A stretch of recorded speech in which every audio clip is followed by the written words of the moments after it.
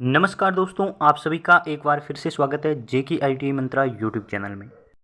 ITI वालों के लिए यदि सबसे बेस्ट डिपार्टमेंट की बात की जाए तो टॉप यदि आप 3 डिपार्टमेंट की बात करते हैं तो इसरो उन तीनों में शामिल है।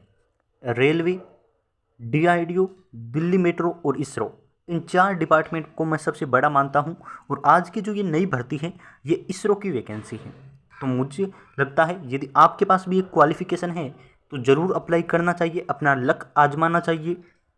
और वो भर्ती आपके सामने है जिसका आपको बेसब्री से इंतजार था। चलिए इसकी डिटेल से आपके सामने बातें करते हैं।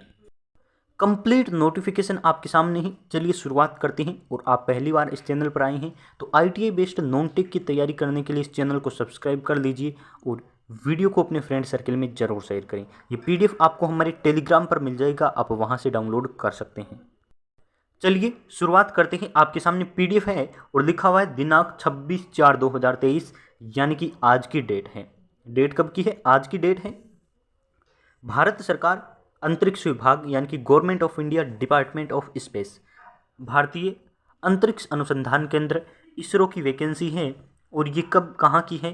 तो ये लिखा हुआ सतीश धवन स्पेस सेंटर, जिसे आप SDSP कहते हैं, तो ये आपका वहाँ का है। श्रीहरिकोटा आंध्र प्रदेश डिपार्टमेंट का है। तो इसरो के आपको डिपार्टमेंट कहाँ कहाँ पता होंगे, तो अहमदाबाद और हर जगह हैं। तो इसकी वैकेंसी आई हुई है। तारीख लिखी हुई है, कब का है? तो 26/4/2023 का आज का ऑफिशियल नोटिफिकेशन है। ये लिखा हुआ कि सतीश धवन अंतरिक्ष केंद्र श्रीहरिकोटा भारतीय अंतरिक्ष अनुसंधान संगठन अंतरिक्ष विभाग में तकनीकी उत्कृष्टता का अग्रणी केंद्र है। इसमें आपकी वैकेंसी आई हुई है। और ये इन्होंने प्रस्तावना लिखी है, जिसे आप कहते हैं कि इंट्रोडक्शन में 2 लाइनें लिखी हैं। अब देखिए यहाँ लिखा हुआ है कि आपका अध्ययन का विषय क्या है, यानी कि पोस्ट का नाम लिखा हुआ है, यहाँ पोस्ट का नंबर लिखा हुआ है, यहाँ आपकी जो सीटों का क्राइटेरिया है वो सीटों का बंटवारा लिखा है, योग्यताएं लिखी हैं और कितनी पोस्ट हैं वो लिखी है। तो डिटेल से आपको बता देते हैं। ये पहली है आपकी, जो आप देख लीजिए, लेकिन मैं आपसे कहूँगा डिप्लोमा लेवल की है, तो हम केवल आईटी वालों की बात करेंगे और आगे स्किप कर दीजिए। लेकिन यदि आपके पास डिप्लोमा है तो आप इस पीडीएफ को हमारे टेलीग्राम का लिंक दे रखा है डिस्क्रिप्शन में, वहाँ से ज्वाइन होकर डाउनलोड करके पढ़ लीजिए। लेकिन हमारे चैनल का नाम ही आईटीआई पर है तो हम केवल उसी पर बात करेंगे। और आईटीआई के लिए जो वैकेंसी है वो आप देख लीजिए, यहाँ से होनी चाहिए। ये आपकी आगे देख लीजिए, जहाँ से भी आईटीआई की वैकेंसी आएगी मैं आपको बता दूंगा, वहाँ से हम डिटेल में बात करेंगे। 10 पोस्ट होगी है ना। अब 11वां पोस्ट आपकी यहाँ मुझे लगता है आईटीआई का है।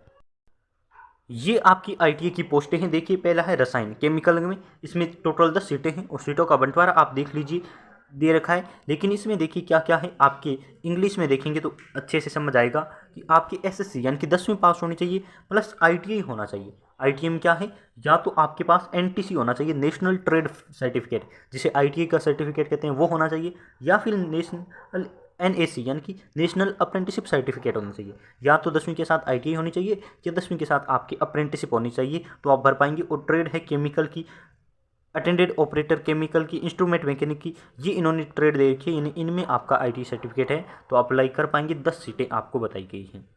दूसरी आपके 12 नंबर पोस्ट में दे रखा है रसायन का, और इसमें भी ये आपके दे रखी है, तो आप देख लीजिए आईटीआई होनी चाहिए ट्रेड में। इसके बाद है सबसे बड़ी ट्रेड जिसकी मैं बात करता हूँ इलेक्ट्रिशियन की। तो इलेक्ट्रिशियन में कहा है 6 सीटें हैं, सीटें तो कम हैं, 6 सीटें। अब कितनी होती है, लेकिन इसरो को मुझे लगता है डिपार्टमेंट में टेक्नीशियन की 6 पोस्ट की ज़रूरत होगी, तो 6 पोस्ट की है। 3 ओपन है, 2 ओबीसी के लिए, 1 ईडब्ल्यूएस के लिए। ये भी थोड़ा हम कहेंगे कि अच्छी न्यूज नहीं है।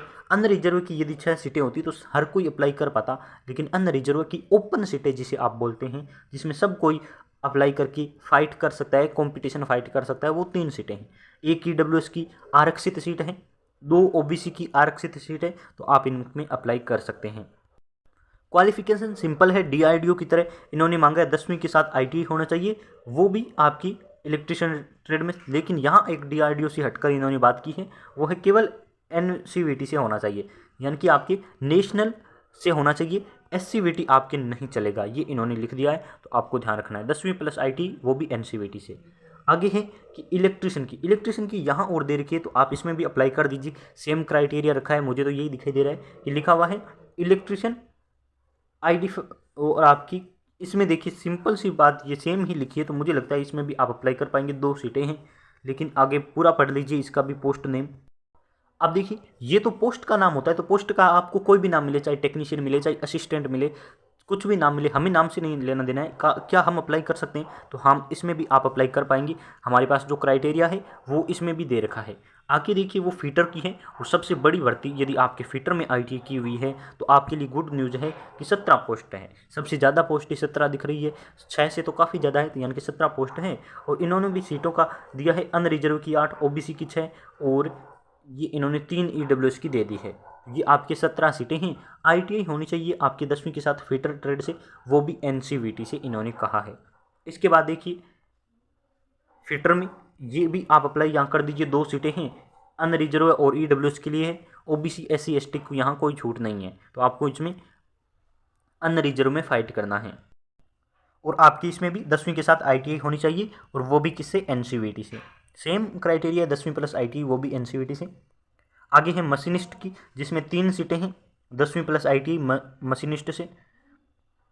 उसके बाद देखिए इलेक्ट्रॉनिक मैकेनिक में 13 सीटें हैं, अच्छी खासी सीटें, फिटर के बाद सबसे ज़्यादा मान सकते हैं। 6, 5 और 2 सीटें हैं, वो भी इलेक्ट्रोमैकेनिकल का सर्टिफिकेट मांग रहे हैं 10वीं के साथ, कुछ बड़ी बात नहीं है। और इसके बाद देखिए डीजल मैकेनिक की 3 सीटें हैं, अनरिजर्व और OBC के लिए, जिसमें आपकी सर्टिफिकेट होना चाहिए ITI वाला। इंस्ट्रूमेंट मैकेनिक में 1 सीट दे रखी है, सेम क्राइटेरिया। प्लम्बर के लिए इन्होंने दे रखा है कि आपके प्लम्बर का ITI में सर्टिफिकेट होना चाहिए, 2 सीटें हैं, आप देख सकते हैं। अब आगे बढ़ देते हैं।